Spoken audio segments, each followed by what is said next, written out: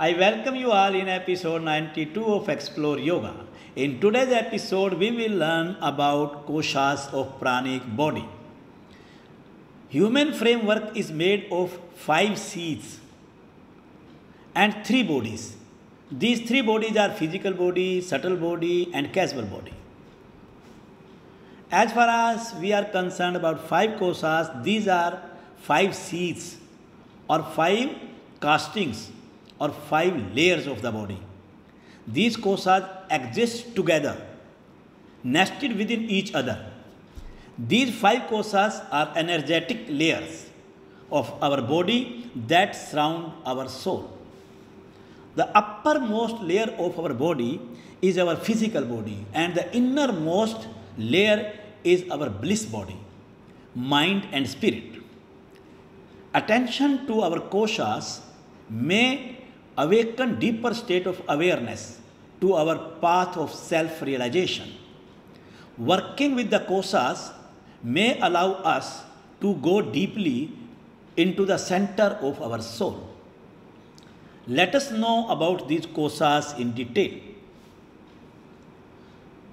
The first layer of our body or pranic body is called Annamaya kosha or physical layer. Anna means food. Kosha means layer or sheath. Annamaya kosha is made of food. Food sustains the body and keep it functioning optimally. Annamaya kosha is uppermost sheath comprised of the physical body layer. It includes bones, glands, organs, muscles, and skin, etc. Therefore, Annamaya kosha is known as physical body. It is only the kosha that is physically tangible. Sattvic and digestive food, which includes green vegetables, fruits, juices, chapati of multigrain flour, etc., and regular practice of asana is helpful to control and overcome of this kosha. Regular practice of asana improves the strength, flexibility, digestion, and metabolism, etc. Let me tell you about pranayama kosha, which is second layer of our body known as life force layer. Pranayama is associated with the breath and the flow of energy through the physical body. Pranayama kosha is life force sheath. This is the next layer of Annamaya kosha. Prana means vital energy or life force, which allows the inner self to the manifest in the outer world through the physical body. Pranayama kosha animates both the body and mind to allow physical movement and self-expression. It contains nadis, the nerves, and chakras, that is, centers of subtle energy.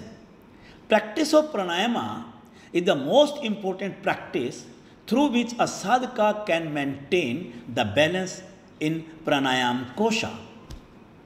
The third layer of our pranic body is called manomaya kosha or mental layer.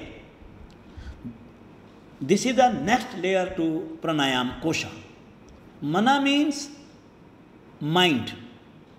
Kosha means sheath. Manomaya kosha is our mental body. It contains our mental thoughts and emotional feelings. Manomaya kosha governs our mental activity, perceptions, beliefs, habit patterns, etc. This kosha works as a messenger between gross body, subtle body, and casual body.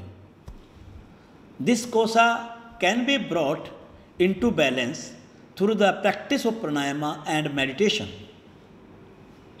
Meditation is the best technique to understand what is going on inside of us and how to better control our mind and emotions. This kosha is comprised of our wisdom, intuition, and highest perception. When a sadhaka centers, when a sadhaka enters in this kosha, he is detached from thoughts, ego, and sense of self. This kosha can be brought into balanced thought, or you can say this kosha can be brought to maintain the balance through meditation. Meditation is very helpful to maintain the balance in Manomaya kosha. The fourth layer of our pranic body is called Vijnanmaya kosha or knowledge seat.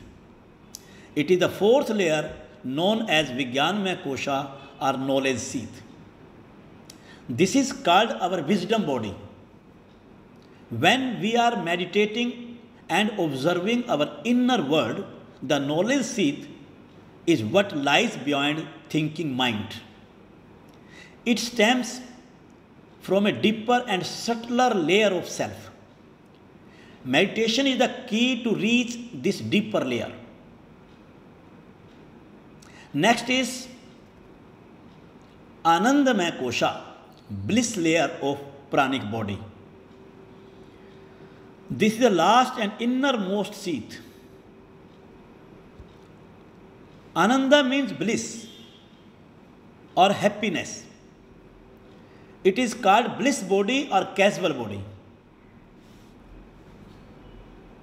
It contains the pure, unchanging happiness, joy, love, and peace.